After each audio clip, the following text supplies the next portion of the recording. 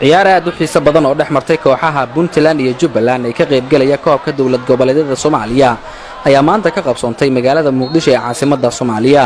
kulankan labada kooxood oo ahaa final waxa garoonka Banaadir Stadium ee Koonis la oran jiray soo buux dhaafiyay taageerayaasha labada naadi, waxaana daawashada ciyaarta barbar socday sawaxan farxadeed oo taageerayaasha labada kooxood ka muuqday.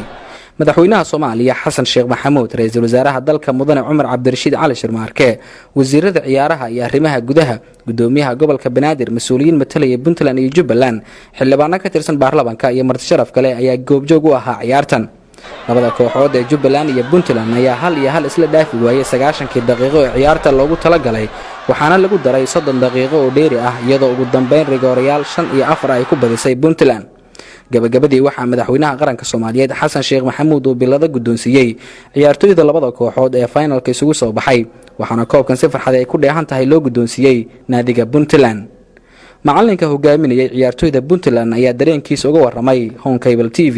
lama qiyaasi karo maanta dareenkayga, waayo ilaahay wuxuu igu guuleeyay koobkii dawlad goboleedyada, taasina marka mabla qiyaasi waxaan ku hadli karayo ma garanayo maanta. ammaanka garoonka ayaa ahaa mid aad loo adkeeyay, waxaana heegan ku jiray hay'adaha kala duwan ee amniga Soomaaliya sida booliska iyo nabad sugidda, waxaana kaalintooda ku amaanay taliyaha qaybta booliska ee gobolka Banaadir.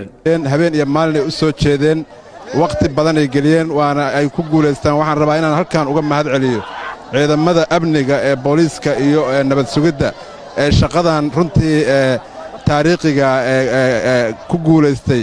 farxadda taageerayaasha ayaa aad uga muuqatay garoonka, waxaana koobkan qabashadiisa ay muujisay isdhexgal dad gobollo kala duwan isaga yimid sida Koonfur Galbeed, Galmudug, Shabeellaha Dhexe iyo Hiiraan, Jubbaland, Puntland oo koobkan qaaday iyo Banaadir oo martigelisay.